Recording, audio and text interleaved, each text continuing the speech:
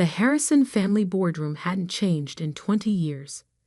Same mahogany table, same leather chairs, same oil painting of my grandfather looking down at us with stern disapproval.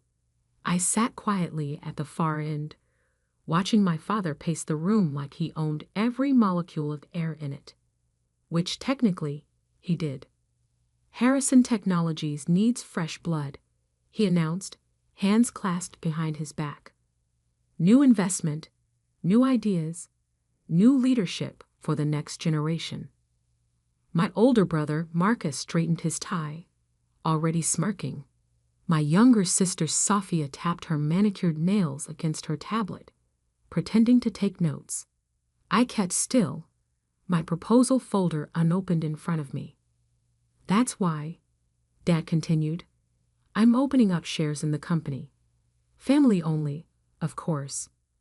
But, he paused for effect, you'll need to bring something to the table. We're talking serious investment. 7 figures minimum. Marcus raised his hand like we were still in grade school. I've already liquidated my tech stocks, Dad. I'm ready to put in $2 million. Excellent. Dad beamed. That's the kind of initiative we need. Sophia jumped in. James and I have discussed it. We can match that from our hedge fund returns. Perfect. This is exactly what I'm talking about. Real money, real commitment. Then all eyes turned to me. Alexandra Harrison, the middle child, the quiet one, the one who'd walked away from the family business 5 years ago to find herself. At least, that's how they described it. I cleared my throat. I'd like to present a proposal for modernizing our supply chain. And, Alex, Dad cut me off. We need actual capital, not ideas. How much can you invest? I met his gaze steadily. My current liquid assets are around $800,000. The room filled with poorly concealed snickers. Marcus actually rolled his eyes. Oh, sweetie. Sophia cooed with fake sympathy. This is a big kids game. Maybe sit this one out? Dad's face hardened. We need someone with actual money to invest, Alexandra. Not whatever you've scraped together from your little consulting work. I didn't tell them about the other $50 million in assets I'd accumulated, or about the negotiations I'd been quietly conducting with Summit Industries, Harrison Tech's biggest competitor. I just nodded, gathered my things, and stood up. I understand. Thank you for the opportunity. Alex, Dad called as I reached the door. Maybe in a few years, when you've built up some real wealth. I closed the door quietly behind me. 2 weeks later, I sat in my real office, the top floor of a downtown high-rise, watching the morning news unfold on multiple screens. The headline scrolled across each one. BUREING, Summit Industries, NNOUNCE, NNEU Aluminiership. My phone started buzzing immediately. First Marcus, then Sophia, then a stream of notifications from family members and business contacts. I ignored them all, focusing instead on the live feed from Harrison Technologies' lobby security camera. Amazing what access you can get when you own a company's main competitor. Dad had just walked in, his usual coffee in hand. He stopped at the reception desk to check messages, glancing up at the lobby TV where the story was playing. I watched as my professional headshot filled the screen, followed by the announcement. Summit Industries proud to announce new CEO and majority shareholder, Alexandra Harrison. The coffee cup slipped from his hand, shattering on the marble floor. His face went from red to red again as he fumbled for his phone. I let his call go to voicemail. Then I opened my laptop and began typing an email to Summit's board. Ladies and gentlemen, as discussed in our previous meetings, Phase 1 of our expansion plan begins today. The first target: Harrison Technologies' main semiconductor contract with Maxwell Corp. They won't see us coming. They never did. Best regards, Alexander Harrison, CEO, Summit Industries. I hit send and leaned back in my chair, looking out over the city skyline. In the distance, I could see Harrison Technologies' headquarters, the building I'd grown up dreaming of running someday. Now I had something better: the power to show them exactly what they'd dismissed. My phone buzzed again. A text from Marcus. "What the hell, Alex? Summit? Are you trying to destroy this family?" I typed back, "No, dear brother. I'm trying to show it what real money looks like."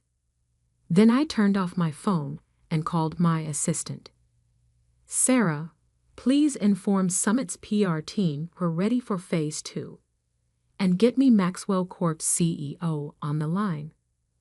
"Right away, Ms. Harrison." "Oh, and your father is in the lobby. He's quite insistent about seeing you." I smiled. "Tell security to escort him out. Remind him that as CEO of a competing company, he'll need to schedule any meetings through proper channels. And if he resists, take his picture. We'll need it for the restraining order I'll be filing this afternoon." I stood up, straightening my blazer, the same one I'd worn to that family meeting 2 weeks ago, the one they'd barely noticed because they were too busy counting their own money to see I had more than all of them combined. My office phone lit up. "Maxwell Corp CEO on line 1 for you, Ms. Harrison." I picked up the receiver, my voice calm and clear. "John, Alexander Harrison here. Let's talk about your future with Summit Industries. Because sometimes the best revenge isn't just success. It's success they never saw coming." And I was just getting started. The next morning, Summit Industries stock opened 12% higher. Harrison Technologies dropped 8% in the first hour of trading. I watched both numbers from my private conference room while reviewing the Maxwell Corp contract, now exclusively Summit's, thanks to a late-night negotiation that cut Harrison Tech out of their biggest semiconductor deal. My assistant's voice came through the intercom. "Ms. Harrison, your sister Sophia is here. She doesn't have an appointment, but let her in." I closed my laptop. This should be interesting. Sophia burst through the door in designer heels and barely contained rage. "What are you doing, Alex? First Summit, now Maxwell? Are you trying to destroy everything Dad built?" I gestured to the chair across from me. "Please sit. You're making my security team nervous." "Screw your security team." But she sat anyway, smoothing her silk blouse with trembling hands. "Marcus is having a meltdown. Dad hasn't slept. Mom keeps crying about family loyalty." Fascinating. I pulled up a document on my tablet. "Speaking of loyalty, let's discuss Harrison Tech's new partnership with Vision Electronics. The one you and Marcus pushed through last quarter." She froze. "How do you know about that?" "I know everything, Sophia, including the fact that Vision is 3 months away from bankruptcy. Their financials are a house of cards, and you tied our family company to them because their CEO promised you and Marcus personal kickbacks." That's not. I have the offshore account records." I turned the tablet toward her. "Would you like to see them?" The color drained from her face. "You can't prove anything." "Actually, I can. Summit's forensic accounting team is very thorough. In fact, they're preparing a full report for the SEC right now. You wouldn't dare. We're family." "Family?" I leaned forward. "Was it family when you and Marcus convinced Dad I wasn't worth including in strategy meetings. When you mocked my little consulting work while I was building a billion-dollar portfolio. When you systematically pushed me out of every decision because you thought I wasn't smart enough, rich enough, or ruthless enough to play in your league. She stood up so quickly her chair toppled backward. What do you want? Simple. Harrison Tech cuts all ties with Vision Electronics immediately. You and Marcus resign from the board, citing personal reasons. In return, those financial records never see the light of day. That's blackmail. No, dear sister, that's business. I opened my laptop again. You have until 5 p.m. to decide. After that, the SEC gets an anonymous tip. Dad will never agree to this. Dad doesn't have a choice.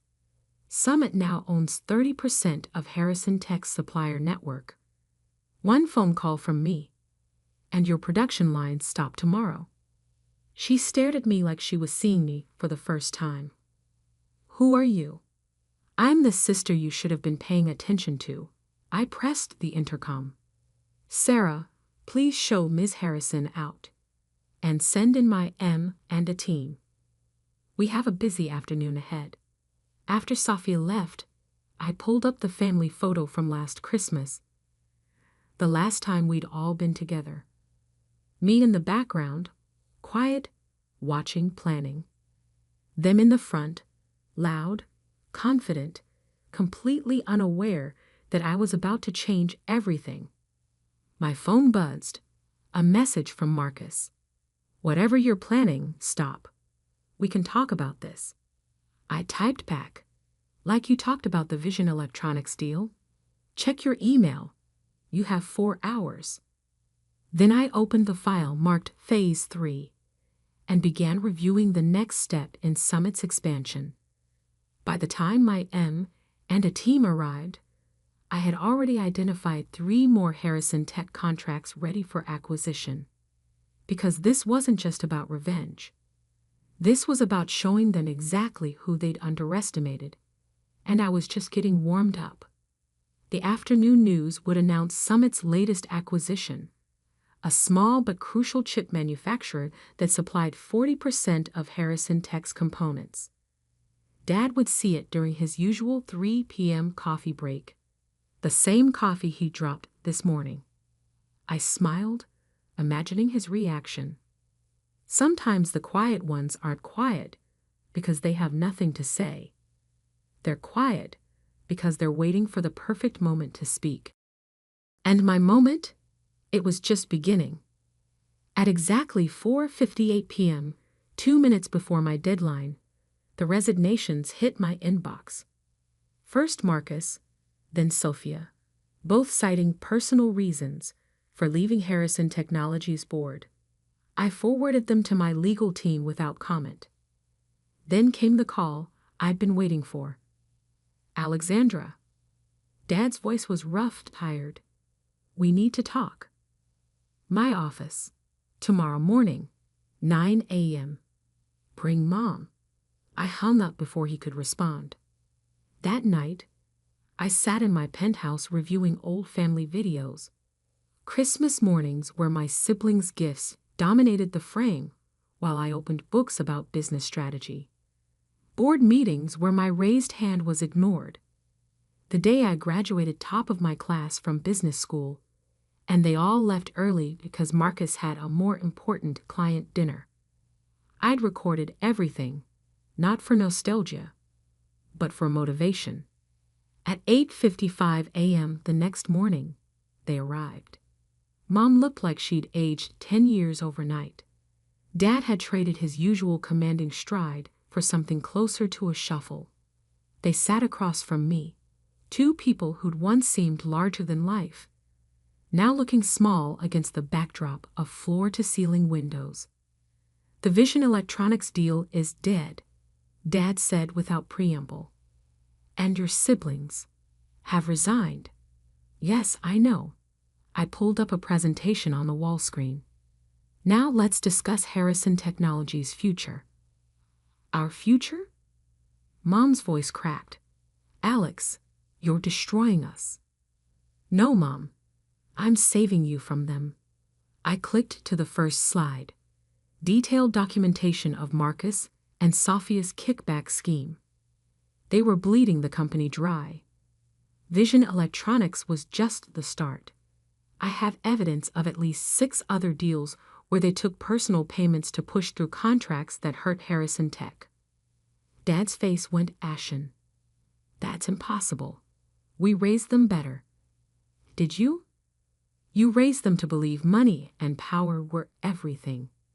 That the only way to win was to step on others. The only difference is, they turned those lessons against you too.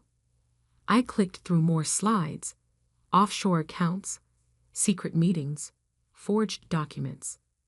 With each revelation, my parents seemed to shrink further into their chairs. Why show us this? Mom whispered. Why not just let the SEC handle it? Because despite everything, Harrison Technologies is still Grandpa's legacy. And unlike my dear siblings, I actually care about that. Dad looked up sharply. What are you suggesting?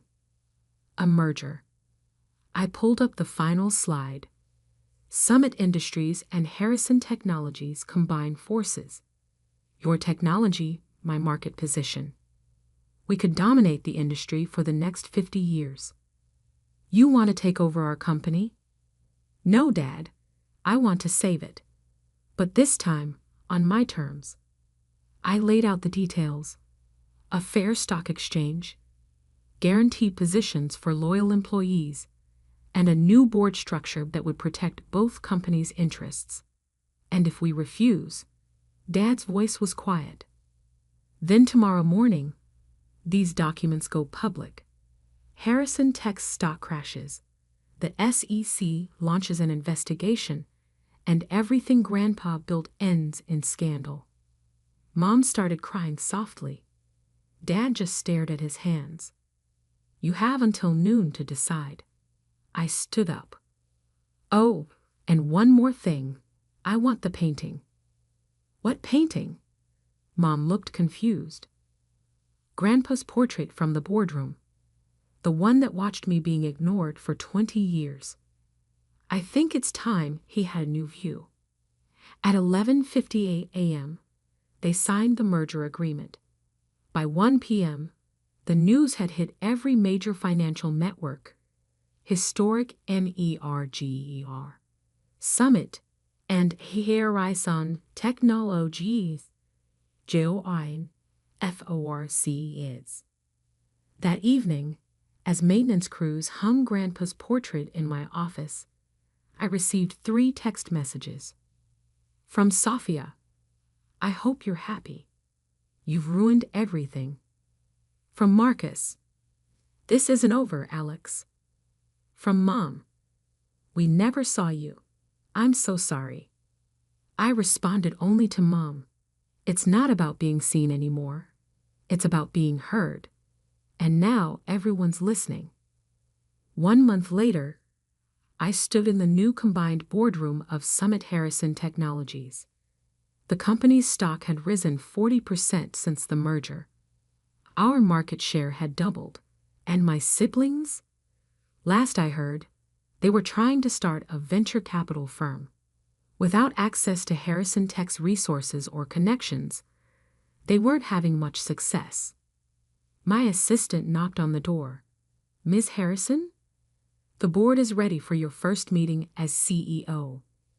I straightened my jacket and picked up my presentation folder, the same one I tried to show them at that family meeting that felt like a lifetime ago. Oh, and your father is here. He says he'd like to sit in, if you'll allow it. I thought about it. Put him in the back. He can watch. Because sometimes the best revenge isn't just proving them wrong, it's proving yourself right. And as I walked into that boardroom, past Grandpa's portrait now hanging behind my chair, I knew I'd done exactly that. Good morning, everyone. I began, my voice clear and confident. Let's talk about the future. Not just my future, or the company's future, but the future I'd built while they weren't watching. Because in the end, they were right about one thing. Business is about money and power. They just never expected me to have more of both than all of them combined. And as I started my presentation, I caught Dad's eye in the back of the room. For the first time in my life, he wasn't looking at me with disappointment or dismissal. He was looking at me with respect. Too little, too late. But exactly what I'd been working for all along.